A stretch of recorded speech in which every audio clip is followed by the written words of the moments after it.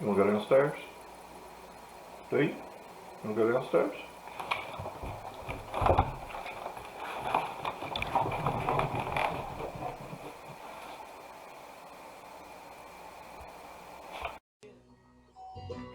Hi everybody, Elliot here, Lazy Dogs Records. This is my entry into Shawn's Vinyl Corner 133 subscriber contest.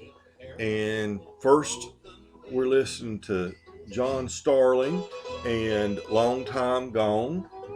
Excellent album on Sugar Hill Records from 1980. And he was the lead singer for many years for the bluegrass band Seldom Sing.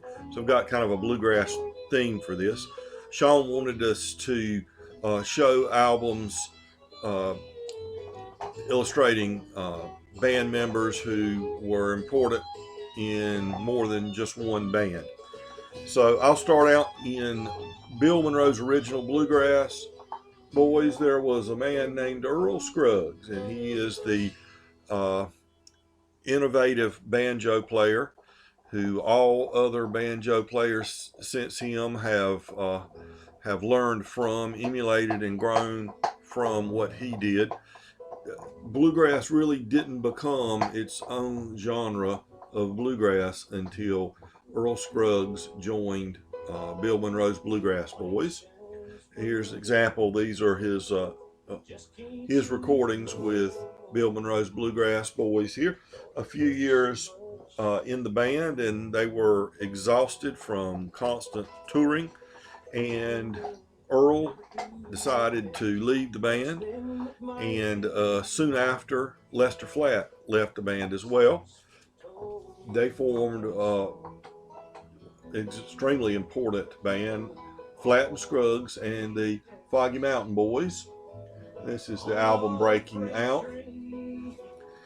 And of course, this was probably in the 60s the most popular bluegrass band, even more popular than the inventor, Bill Monroe's Bluegrass Boys. They had tracks on Foggy Mountain Breakdown, for instance, in the Bonnie and Clyde movie that was such a big movie. They also appeared in the Beverly Hillbillies doing the theme song and appearing on that show several times. Flatt and Scruggs. Their partnership finally ran its course. They saw differences in artistic endeavors. Basically, Lester wanted to stay playing the traditional bluegrass. Earl had several sons who were musicians as well.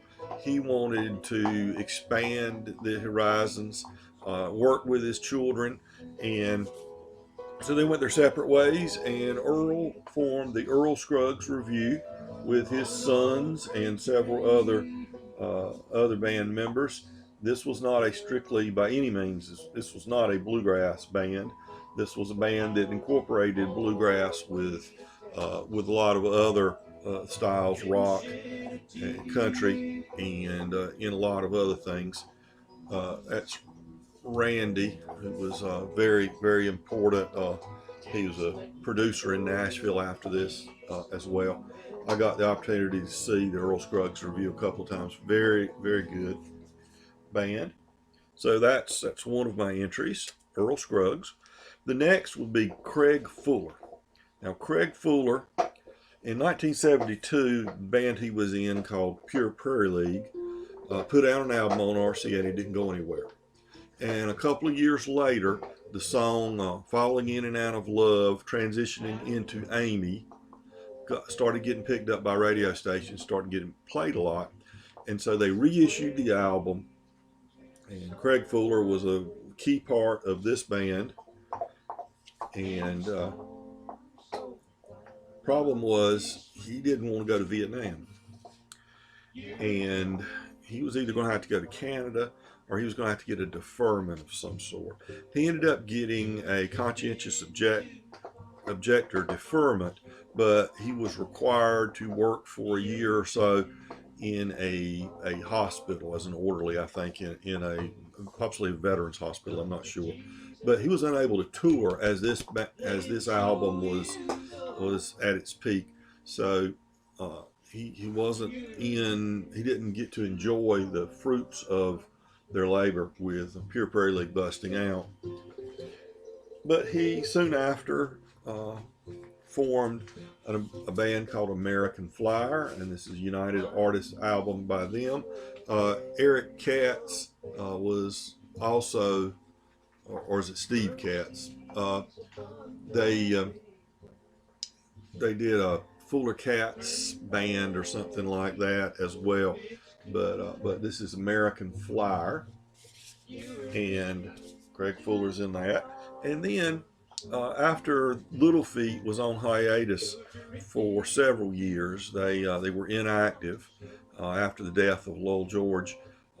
They the remaining members of Little Feat decided to come out to reactivate the band, and they called on Craig Fuller.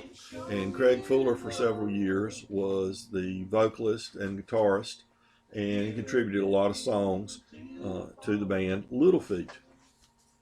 And I believe that's Craig Fuller right there, I believe. So he was also in Little Feat.